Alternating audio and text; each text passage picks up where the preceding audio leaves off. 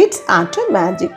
என் friends எல்லோரும் என்கிட்ட அடிக்கடி கேட்குற விஷயம், நீ மட்டும் எப்படி ராஜி எப்போவுமே சிரிச்சுக்கிட்டே சந்தோஷமாக இருக்க அப்படின்னு சொல்லிட்டு கேட்பாங்க.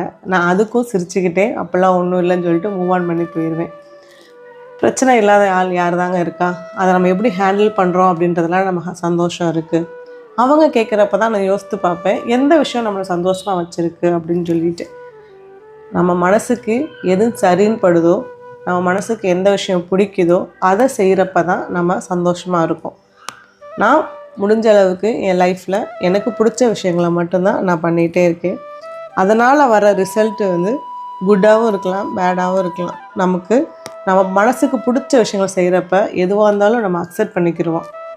அதனால் நீங்களும் உங்கள் மனசுக்கு பிடிச்ச விஷயங்களை பண்ணி பாருங்கள். உங்கள் சந்தோஷமும் உங்கள் கூட தான். அப்புறம் நம்மளே எப்போவுமே பிஸியாக வச்சுக்கணும். தூங்குகிற நேரம் தவிர நம்மளை ஏதோ ஒரு வேலையில் பிஸியாக வச்சுக்கிட்டே இருந்தோன்னா வெளியிலேருந்து வர நம்ம கஷ்டங்கள், மனக்கவலைகள் எதுவுமே நம்மளை வந்து அஃபெக்ட் பண்ணாது. நம்மளுக்கு அதுக்கான நேரமும் இருக்காது அதை பற்றி யோசிக்க. அப்போ அந்த 2 விஷயங்கள் நம்ம ஃபாலோ பண்ணணும். ஒன்று, நம்ம மனசுக்கு பிடிச்ச விஷயங்களை செய்யணும். இன்னொன்று, நம்மளை எப்போவுமே பிஸியாக வச்சுக்கிட்டோம் அப்படின்னா நம்ம லைஃப் எப்போவுமே சந்தோஷமாக இருக்கும். இந்த சேனல் பிடிச்சிச்சின்னா இதை சப்ஸ்கிரைப் பண்ணி வச்சுக்கோங்க. லைக் பண்ணுங்கள், கமெண்ட் பண்ணுங்கள், ஷேர் பண்ணுங்கள். Tata, bye bye, thank you.